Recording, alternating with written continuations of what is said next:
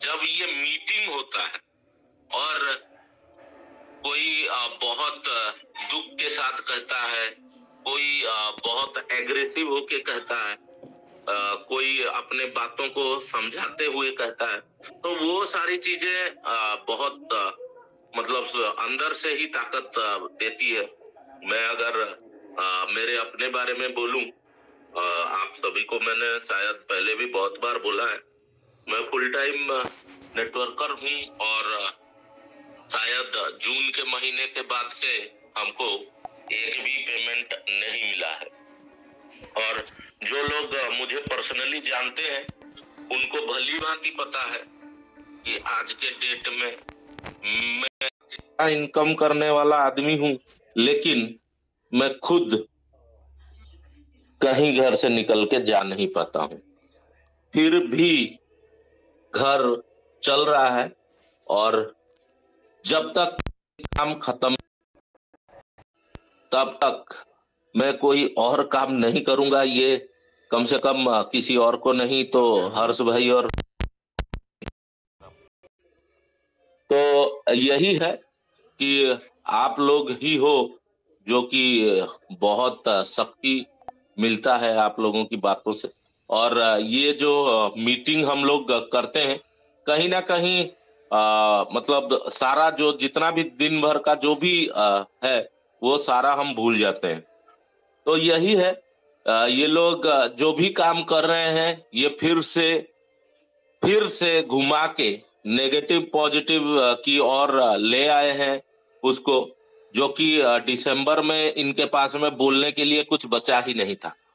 और अब तब तो ठीक है, डर था और काम इन्होंने किया, लेकिन अब वो भी नहीं दिख रहा है।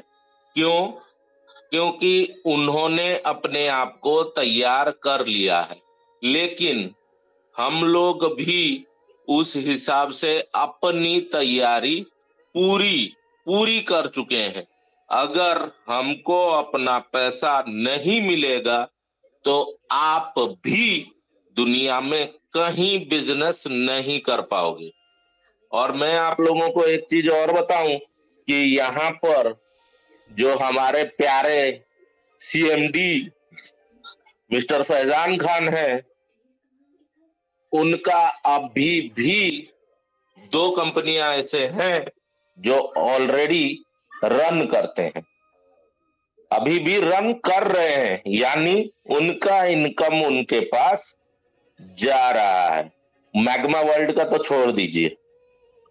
और अगर किसी को कोई प्रूफ चाहिए तो मैं आपको याद दिलाना चाहूंगा कि उन्होंने बहुत भी है उसके बारे में कि हमारी एक कंपनी है जो प्लान डिजाइन करती है और लोग उस प्लान ई स्टोर के तरह हमको प्लान चाहिए वो पूछते हैं। यानी कि कंसल्टेंसी उनका खुद का है, तो उसमें जैसे भी हो इनको काम करना ही है, यानी कि ये लोग कर रहे हैं वहां पे और वहां से इनको मिल रहा है। चलिए कोई नहीं, अब शायद समीर भाई कुछ कह रहे हैं, बोले समीर भाई। हाँ। नमस्कार गौतम भाई और सभी लोगों को नमस्कार। कुछ बातें रखना चाहता हूँ। एक तो अपडेट तो हर दिन वही रहते, 0 पे रहते। हम लोग मीटिंग में आगे जाते, ये लोग पीछे ढकेलते हम लोगों को। आज आरएम से वापस मैंने बात की है, आनंद से, उसको मैंने पूछा है कि स्टोर चालू करने का तुम सोच रहे हो, लेकिन क्या माहौल है, स्टोर संडे तक खुल जाएगा क्या? वो बोलने लगा, आज मुझे पहले तो 2 दिन पहले बोल रहा था संडे 15 तारीख तक हम लोग बहुत कोशिश कर रहे हैं, वेंडर तैयार किया है कि 7 दिन का क्रेडिट देके 7-7 दिन में पेमेंट करके पणजी यानी कि कैपिटल सिटी गोवा से हम लोग स्टॉक लाएंगे। आज मीटिंग संडे को मीटिंग की थी, पेडनेकर सर और किसी किसी से बात करके ये सब ओके कर दिया। वो संडे के दिन बोले थे। तो आज ये लोग और पीछे गए।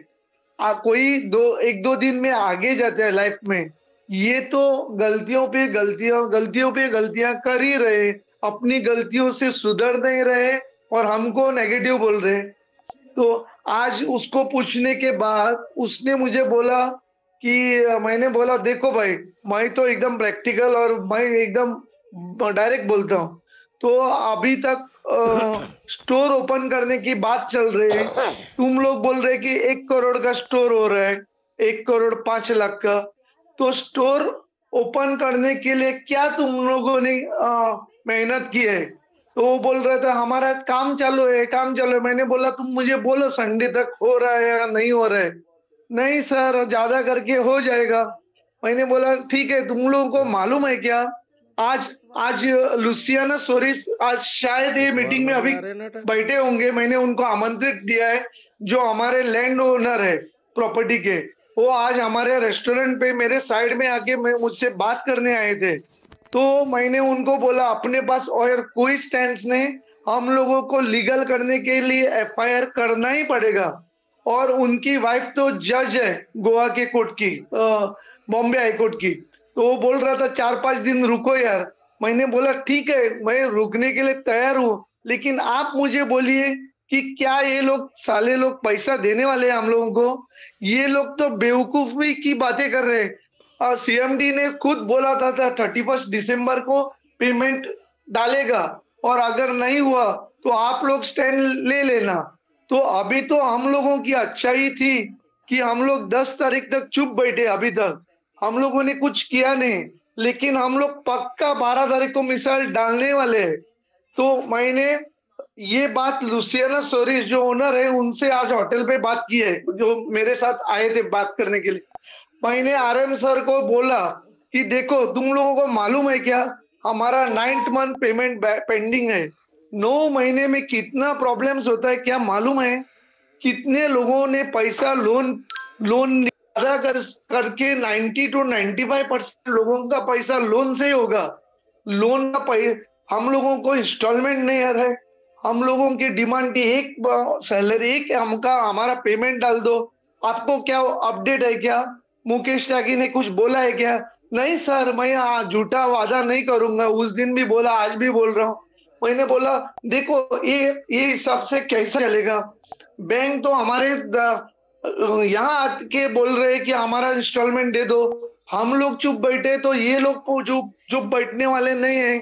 तो आप बोलो मुझे 9 मंथ्स हम लोग अभी हमारा तो 4.5 लाख का पेमेंट बाकी है। कितने लोगों का क्या क्या प्रॉब्लम होता है। मैंने उनको बोला मेरा भी प्रॉब्लम है।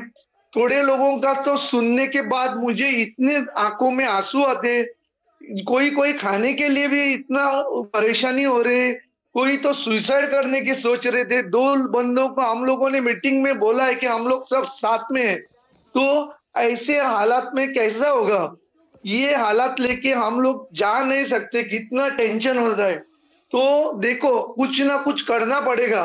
और रही बात ओपनिंग की स्टोर की, उससे पहले तुम लोग एक तो हमारा पेमेंट डालो, स्टोर बाद में भी ओपन कर सकते।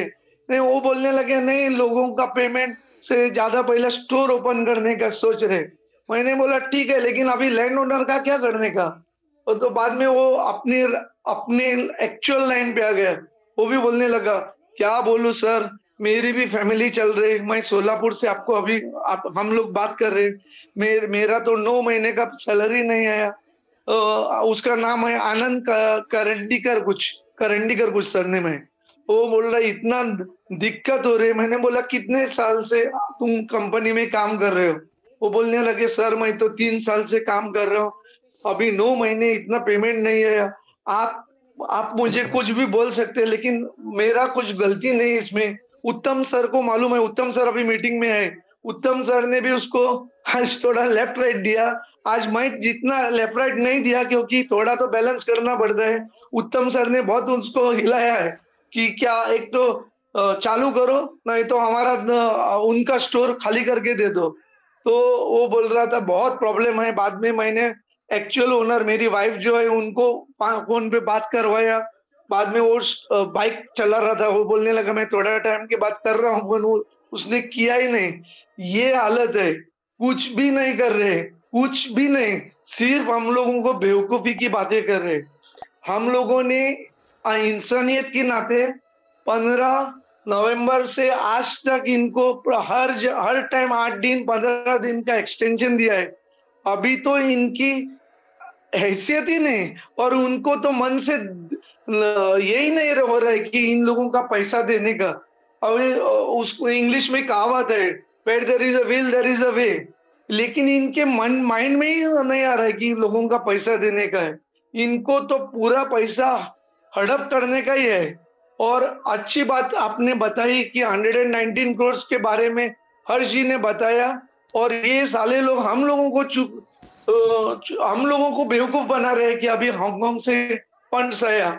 तो हाँ, और एक बात बताना चाहता हूँ। तो आरएम से मैंने बोला कि फंड्स, वो बोल रहा था फंड्स आने वाले हैं। मैंने बोला क्या फंड्स आने वाले हैं? हम लोगों को लॉलीपॉप दे रहे, पर हर टाइम में 2-2 3-3 महीने से यही हम लोग सुन रहे हैं। क्या बेवकूफी की बात चल रही?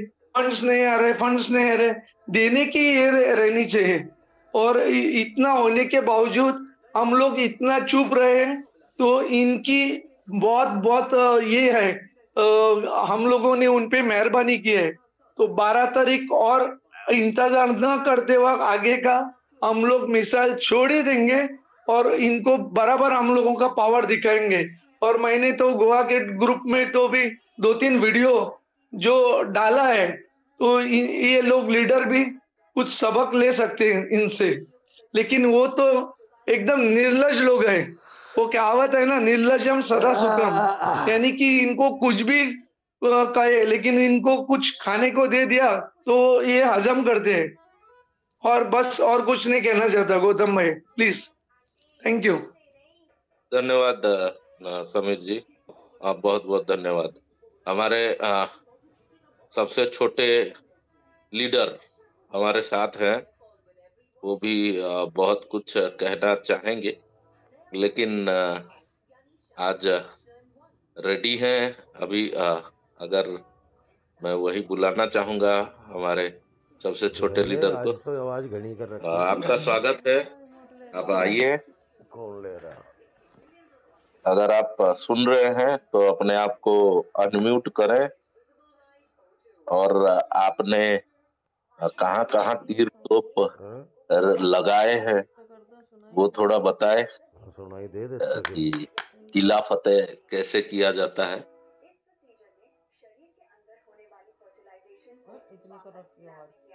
सुन पा रहे हैं चाचा जी? अभी तो मैं कह रहा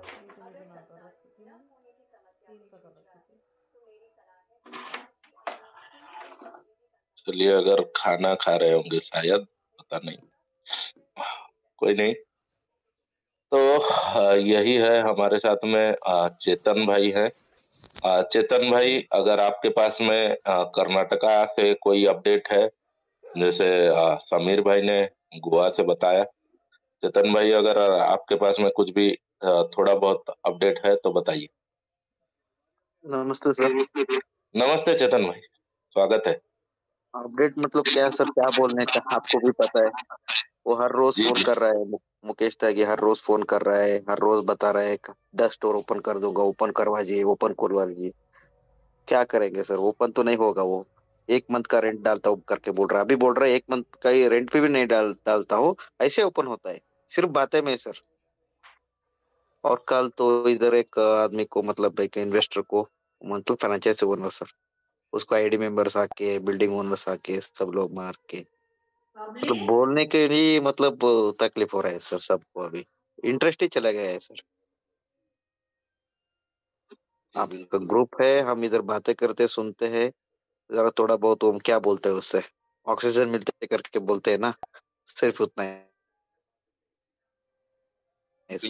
बिल्कुल। आज तो बोलने का मन ही नहीं सर मुझको, हर रोज ये सुन सुन के इनका सब नाटक दे। अभी तो वो लोग मतलब स्लो हो गए सर अभी तक। वो पहले जरा एक्टिविटी भी था, अभी तो कुछ एक्टिविटी भी नहीं। और हमारा आरएम बोल रहा है सबको, कौन फोन करते हैं ना रेंट के बारे में, कुछ स्टोर ओपनिंग करने के बारे में कुछ फोन किया तो वो खुल्लम खुल्ला हो रहा है, आपका सामान आप भेज दीजिए, बिल्डिंग ओनर को सौंप दीजिए, ऐसे बोल रहा है सर, डायरेक्ट बोल रहा है। मर्जिंग का छोड़ दीजिए, वो भी क्या करता है सर, उसका भी कुछ पैसा ही नहीं आ रहा है। वो एक्टिव है, actually he is good person, लेकिन उसको पैसा नहीं तो कैसे सर स्टोर ओपन कर सकता है, कैसे स्टाफ सैलरी दे सकता है, कैसे सर, उसको भी बहुत प्रेशर हो गया है सर। बस इतना ही सर। सर मैं अभी एक चीज यहाँ पर पूछना चाहूंगा आपको। बोलिए। वहाँ अब ये एक नई बात आ रही है सामने। हो हाँ सकता है कुछ दिनों बाद आपको भी सुनने मिले हाँ कि आप लोग इतना माहौल को पैनिक या खराब करके रखे हैं, तो अकरेडिया कंपनी अभी इन्वेस्टमेंट करना ही नहीं चाह रही है। इसके बारे में क्या बोलेंगे आप? नहीं सर, ऐसे कुछ नहीं, हम लोग स्टोर मर्जिंग ओपन के लिए कौन भी विरोध नहीं कर रहा है सर, कौन भी विरोध नहीं। हम बोले हम अभी तक कुछ भी नहीं किए सर, अभी तक हम तो मीटिंग करके डिस्कस करने वाले, इतना ही। कुछ केस किस भी बारे में कुछ बताया नहीं उनको। माहौल ऐसा कुछ भी नहीं सर, इधर बहुत शांत है, बहुत सपोर्टिव है। इन लोग इस दिन तक हमको बात नहीं करते थे, अभी बात करने लगे। हम बोल रहे मर्जिंग करो, ओपन करो, कुछ प्रॉब्लम नहीं, लेकिन लेकिन 1 मंथ का रेंट डाल के कौन भी राजी नहीं सर इधर। वो राजी नहीं हो रहे। मैं भी समझाया, थोड़ा बहुत ओनर्स को समझाया, इन्वेस्टर को समझाया, सब लोग को समझाया। वो बोल रहे अगर तू देता है तो दे दे, कैसे बोल रहे मैं कैसे दूं सर। गारंटी आप ले लो तो हम दे दे राजी खोलने के लिए, कंपनी से नहीं मिला तो। गौतम जी, बिल्कुल। गौतम जी, आपके बारे में कुछ गारंटी है तो बोल दो, मैं गारंटी ले लूंगा, लेकिन ई स्टोर के बारे में मैं गारंटी नहीं लूंगा सर, माफी चाहूंगा। क्या बात भाई बताइए, सही बात है। गारंटी नहीं लूंगा सर। बिल्कुल बिल्कुल। बिल्कुल सही बोले चेतन भाई आपने। बहुत सारी चीजें हैं जो लोगों को समझ नहीं आ रही है। और यही है कि अगर आज तक भी आप ये सारी चीजें नहीं समझ पा रहे हैं, तो आगे आप क्या करोगे? ऐसे ही बातें चलती रहेंगी और आप अपना काम करते रहोगे। लेकिन यही है कि जब तक कुछ दिखता नहीं तो होगा कैसे, ये भी समझ में नहीं आता है। क्योंकि अब फिर से घूम फिर के वहीं आके खड़े हो जाएंगे। तो मैं आपको एक चीज यहाँ पे सभी को समझा देना चाहता हूँ, जितने भी लोग हैं, मैं आपको समझा देता हूँ क्लियर। क्यों? क्योंकि सितंबर में सभी को पता है, सितंबर 30 तारीख तक इन्होंने वाला फोन रखा होगा वहां, दिए जरा ले आके। जो है 25 लाख का स्टोर बंद करने का ऐलान किया था। तो 25 लाख का स्टोर बंद हो रहा है और सितंबर 30 तक तो बहुत सारे स्टोर, करीबन 300 प्लस स्टोर डले थे सितंबर में। मेरे को जितना जानकारी मिला था, मैं पता नहीं कितना सही है, लेकिन बहुत सारे स्टोर गए थे, ये मेरे को पता है, क्योंकि खाली बंद करके गया था। उड़ीसा से ही 15 स्टोर गए थे, ये मैं कंफर्म हूँ। तो उस हिसाब से फिर दिसंबर से वेदा पॉइंट शुरू हुआ, और जब दिसंबर से वेदा पॉइंट शुरू हुए तो वो खींचता रहा खींचता रहा खींचता रहा। आपको पता है मार्च तक भी लोगों ने वेदा पॉइंट डाले, बहुत सारे वेदा पॉइंट डाले। तो आप उतने में ही सोचिए कि कितना पैसा कंपनी के पास में आया होगा। और अक्टूबर में इन्होंने जीडीएस कॉइन लॉन्च कर दिया। देखिए, मैं लॉजिकल बात कर रहा हूँ, मैं बिल्कुल आपको, मैं जो बोल रहा हूँ वो विथ लॉजिक आपको समझ में आ जाएगा। क्योंकि कोई यहाँ छोटा बच्चा नहीं है, क्लास 1 2 या 10th प्लस 2 पढ़ने वाला, सभी लोग बहुत मैच्योर हैं और यहाँ पे अपना समय बर्बाद कर रहे हैं। दबा दे। तो सितंबर में बहुत सारा स्टोर गया, और उसके बाद में जीडीएस कॉइन आया, और तुरंत उसके बाद में आ गया वेदा पॉइंट, जब इन्होंने मल्टीपल आईडीज खत्म की। तो वो सारा जो पैसा इन्होंने क्रिप्टो में डाल दिया, और आपको सभी को, जितने भी फ्रेंचाइजी ओनर है, वो भली भांति जानते हैं कि स्टोर का जो मैनेजमेंट है वो किस हिसाब से हो रहा था। क्यों? क्योंकि आज भी अगर वही मैग्मा वर्ल्ड का प्लान हम देखते हैं तो उसी हिसाब से रिटर्न मिलता है ऐसा। आज दूध नहीं रखे। तो क्रिप्टो से पैसा आता था और आराम से ये लोग पे करते थे, भले ही स्टोर में सामान रहे, कोई बिके ना बिके, कुछ भी हो, हमने अपना पैसा डाल दिया और वहां से मेरे को पैसा मिलने लगा, और मैंने उसी पैसे को जिससे जो लिया था उस हिसाब से डिस्ट्रीब्यूट करने लगे। अभी लोग पूछेंगे ऐसा कैसे, आप बता सकते हो? अगर किसी को भी, जितने भी लोग यहाँ हैं, अगर किसी को भी क्रिप्टो के बारे में नॉलेज होगा तो वहां पर इनका एक वर्ड आता है क्रिप्टो में जो है स्टेकिंग। अगर मैं कुछ कॉइन खरीद कर उसको स्टैकिंग में डाल देता हूं तो वो मेरे को प्रॉफिट देते हैं कॉइन के हिसाब से। तो वो जो प्रॉफिट आता है वो उतना उस हिसाब से है कि जितना ये लोग दे रहे थे। जितना मेरे को मालूम है, अगर $100 करेंगे तो पर डे मिनिमम $1 तो होना ही होना है, या 0.5 भी पकड़ के चलिए। तो उस हिसाब से आप देखिए, आपका प्लान देखिए, 8,991 यानी कि 9,000, यानी कि $100, और उसके बाद में आप उस हिसाब से स्टैकिंग का हिसाब जोड़ दीजिए। अगर $100 में 0.5 भी मिलता है डेली तो महीने के होते हैं $15। 15 गुना 80 कितना होता है? 1200। आपको मिलते थे कितने? तो बिल्कुल एग्जैक्ट वहां है जो मैं ये सोचता हूं। मैं नहीं बोलता हूं कि कंपनी ने ये किया है, मैं अपने बातों पर खुद जिम्मेदारी लेते हुए कहता हूं कि ये मेरी सोच। तो अगर 0.5 के हिसाब से ये रिटर्न भी मिलता है तब भी आपको 1,200 रुपए मिलते थे 9,000 पर, और उसी हिसाब से आप मल्टीप्लाई करते चले जाइए।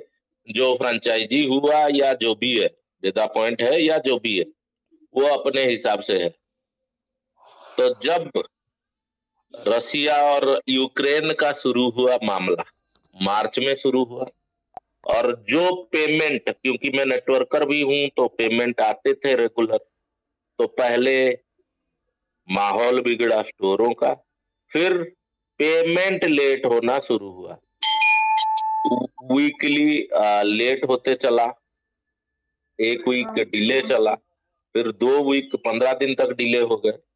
उसके बाद में उसको मेकअप करने के लिए बिल्कुल मतलब बंद ही कर दिया कि हम उतने से उतना पेमेंट नहीं देंगे, अब हम करंट का पेमेंट देते हैं। तो ये जो बातें मैंने कही, अब जो लोग अंधभक्त बने हुए हैं, मैं उनको भी बता दूं, जितना भी पैसा इनका क्रिप्टो में लगा हुआ है, हाँ ठीक है, कुछ एफडी हमको दिख गए यहाँ पे, लेकिन जो पैसा इनका क्रिप्टो में लगा हुआ है, आज क्रिप्टो का मार्केट डाउन है। 2023 पूरा डाउन रहेगा, जो मैं जितना क्रिप्टो को समझता हूँ 2024 में बढ़ सकता है।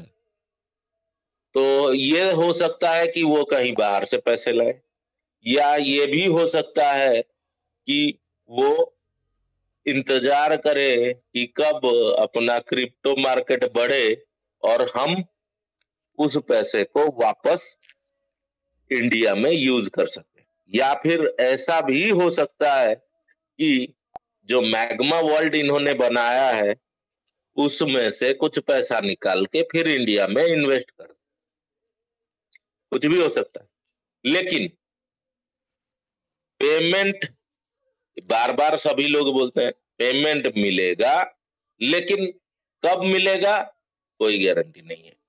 कंपनी चलेगी, कब चलेगी कोई गारंटी नहीं है। स्टोर्स खुलेंगे, कब खुलेंगे कोई गारंटी नहीं है। क्यों नहीं है भाई? आप शेड्यूल क्यों नहीं बनाए? अगर आप ऐसे ही एक्रेडिया एक कंपनी आई और इसको हैंडओवर लेने वाली है तो उसका प्रायोरिटी बेसिस में होना चाहिए कि नहीं? हम फलाना जगह फलाना जगह फलाना जगह हम लोकेशन मार्क कर लेंगे। इस लोकेशन दिल्ली मेरे को फर्स्ट चाहिए, फिर मुंबई चाहिए, फिर गोवा चाहिए, फिर हैदराबाद चाहिए, फिर कर्नाटका का बेंगलुरु चाहिए, या कोई भी मेजर टाउन में ही हम पहले मर्ज करेंगे। कहाँ है?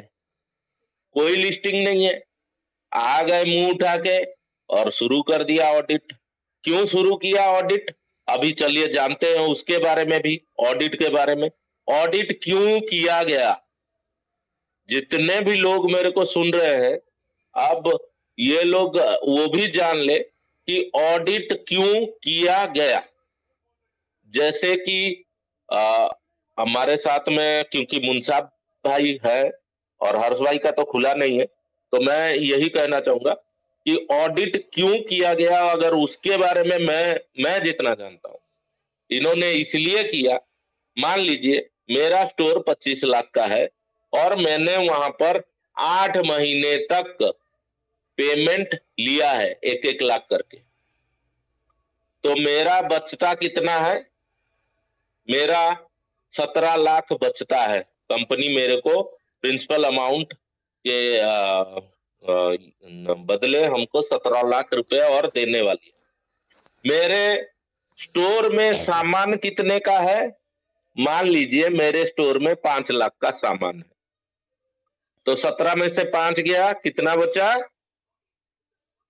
और 12, और 12 के बाद आपका जो भी फर्नीचर वगैरह जो भी है वो 5 लाख का होता है। तो कंपनी का लायबिलिटी कितना है? 7 लाख। मात्र 7 लाख का ही। तो ये इसी को जोड़ने के लिए कि लायबिलिटी कितना बन रहा है हर स्टोर का, इसी को जोड़ने के लिए ही वो ऑडिट किया गया। फर्स्ट। सेकंड, स्टोर का रेंट कौन भरेगा? अरे जो स्टोर मर्ज होंगे उसका जो रैक वैक जो भी बचेगा उसको बेच दो और वो स्टोर को रेंट दे दो और कहानी खत्म। उसी पैसे से उस स्टोर का रेंट हो गया। दूसरा, मर्जिंग कैसे होगा? मान लीजिए समीर भाई का 25 लाख का है, मेरा 25 लाख का है, राकेश भाई का 50 लाख का है, तो टोटल हो गया 1 करोड़ का। हर्ष भाई का 25 लाख का है, तो 1 करोड़ 25 लाख हो गया। समीर भाई को मिल चुका है 5 लाख, मुझे मिल चुका है 10 लाख, तो यहाँ 15 लाख चला गया। राकेश भाई को मिल चुका है 10 लाख, 25 लाख यहाँ कंप्लीट हो गया। तो हम यहाँ पे उसको मर्ज करके 1 करोड़ का स्टोर कर देंगे, जिससे कि किसी के ऊपर लायबिलिटी नहीं आएगी कि जितने का पेंडिंग था उतने का हमने सामान भर दिया है, अब अगर हम नहीं चला पा रहे हैं तो तुम भाड़ में जाओ, तुमको तुम्हारा सामान भर के मैंने दे दिया है, जितने का पैसा दिया था उतना का सामान है पड़ा हुआ स्टोर में, लो करो। तो इसीलिए ये जो बातें बोली जा रही थी कि ये मल्टीप्लाई होती चली जाएंगी, हम स्टाफ बढ़ाते चले जाएंगे और ये करेंगे वो करेंगे, वो सब गया कहाँ? अरे सर, आप कुछ भी करिए, कुछ भी करिए, आपको अगर एक स्टोर से दूसरा स्टोर जाना है उसके लिए 20 रुपया 50 रुपया का पेट्रोल डालना पड़ता है गाड़ी में। अगर स्टाफ को कुछ भी नहीं मिलेगा वो क्यों जाएगा काम करने? तो बहुत सारी चीजें हैं जो लोगों को आज भी समझ नहीं आ रहा है। बोल रहे हैं माहौल पैनिक आप मत करो, मैं ये नहीं समझ पा रहा हूं कि हम माहौल कहाँ पैनिक कर रहे हैं। हम तो लोगों की आंखें खोल रहे हैं। अगर कंपनी को करना होता तो कंपनी अपने हिसाब से कर चुकी होती। जो नवंबर 5 तारीख को बातें हुई थी, तब 15 दिन दिसंबर 7 तारीख तक पैसा मिलना चालू हो जाएगा। फिर वो टन गया दिसंबर 20, दिसंबर 31, अब जनवरी भी पहुंच गया। और बोलिए, कितना दिनों तक इंतजार करते रहे? या इंतजार ही करें और यहाँ भूखे मर जाएं? तो यही सारी चीजें हैं।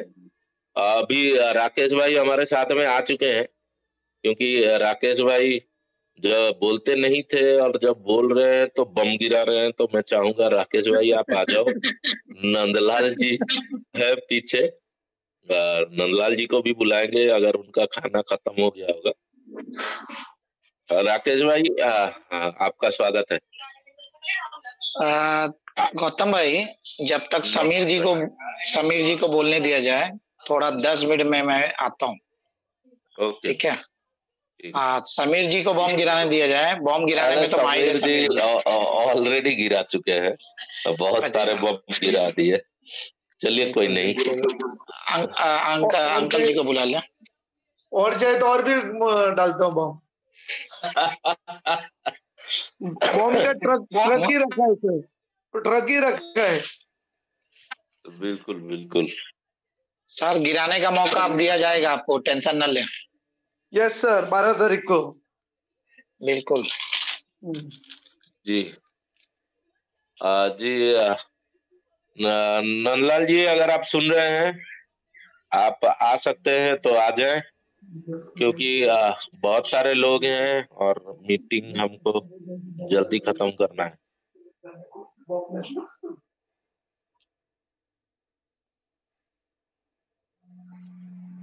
हम भी 10 मिनट लेंगे, खाना खा रहे हैं। अरे वाह, चलिए ठीक है, ठीक है, ठीक है, धन्यवाद सर। उत्तम भाई को बोलने का मौका दे देना। उत्तम गुंडेकर। हाँ, उत्तम जी को ही बुलाना जा रहा था, क्योंकि हाँ वो अनम्यूट है। हाँ। उत्तम जी गोवा से, उत्तम जी आप सुन रहे हैं तो?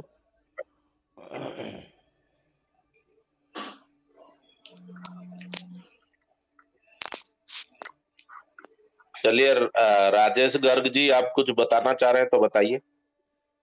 सर नमस्कार। नमस्ते सर, ये पेमेंट की तो दिवाली से पहले भी बोल रहे थे कि दिवाली अच्छी मनेगी, बहुत अच्छी मनेगी। कहाँ गई वो दिवाली? भी चली गई हमारी तो। नवंबर भी चला गया, 15 नवंबर को बोल रहे थे 16 नवंबर को पेमेंट आ जाएगी आपकी, पूरा नवंबर भी गया। दिसंबर को बोल रहे थे 1 से 10 तक आ जाएगी, दिसंबर भी गया। उसके बाद बोल रहे थे 20 दिसंबर से 30 तारीख तक आ जाएगी, वो भी गया। अभी जनवरी भी समझो 10 तारीख तक चला गया। कुछ नहीं होने वाला, ना पेमेंट आए ना कुछ। इन कुत्तों को तो ऐसो मारो यहाँ से भी भागते दिखें। दुबई में जाके बैठ गए ये, इधर आ जाएं तो ऐसे मारो इनको कि कहीं के ना रहें ये। जब भी पार पड़ेगी जी, वैसे नहीं होगा कुछ। बिल्कुल। बाकी आप देखिए सर, क्या करना है क्या नहीं, बताइए। वो तो जो होना है वो हम कर चुके हैं, और धीरे धीरे आप सभी को देखने मिलता रहेगा, उसके लिए कोई नहीं। एक दिन बलजिंदर भाई जी से बात हुई थी, वो भी कह रहे थे अभी 1 हफ्ते के अंदर अंदर देखना, आप सब कुछ हो जाएगा, ठीक हो जाएगा, हो जाएगा। बलजिंदर जी नहीं आ रहे क्या? अभी नहीं है, आज मीटिंग में आ रहे हैं, लेकिन अभी नहीं है मीटिंग में। शायद कहीं बाहर होंगे, अभी तक आए नहीं है मीटिंग में, एंट्री नहीं। हाँ जी, हाँ जी, हरियाणा से ही बोल रहा हूँ मैं, जींद हरियाणा से, इन्वेस्टर।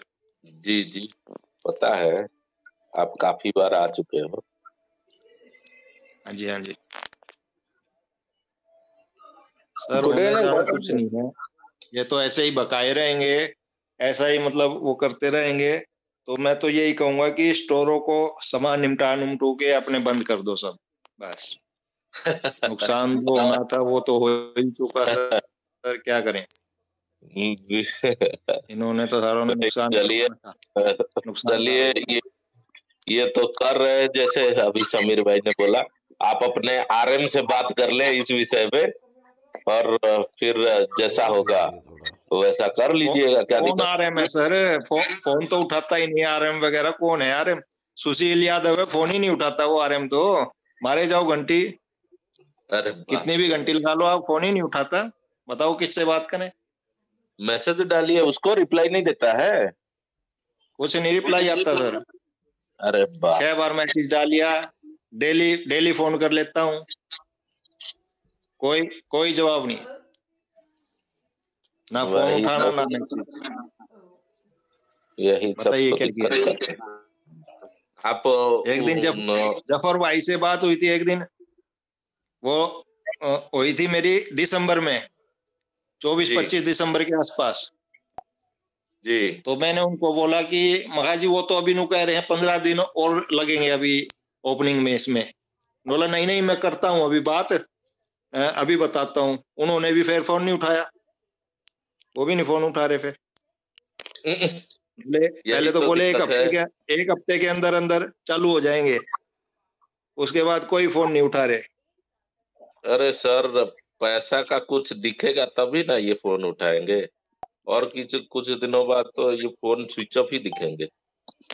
कोई नहीं, देखते हैं हम लोग तो अपनी कोशिश जारी रखे हुए हैं, देखते हैं जैसा होता है जल्दी उसके ऊपर। धन्यवाद राकेश जी, आपने बहुत सारी चीजें बताई, क्योंकि ये सारी चीजें भी इनको समझनी चाहिए कि आरएम वगैरह अभी भी फोन नहीं उठा रहे हैं। चलिए, हाँ जी, बहुत हाँ बहुत जी, अभी धन्यवाद भी फोन आपका, नहीं उठा रहे वो तो। बहुत बहुत तो क्या धन्यवाद किया जाए, आपका। स्टोर का सामान तो सर एक्सपायर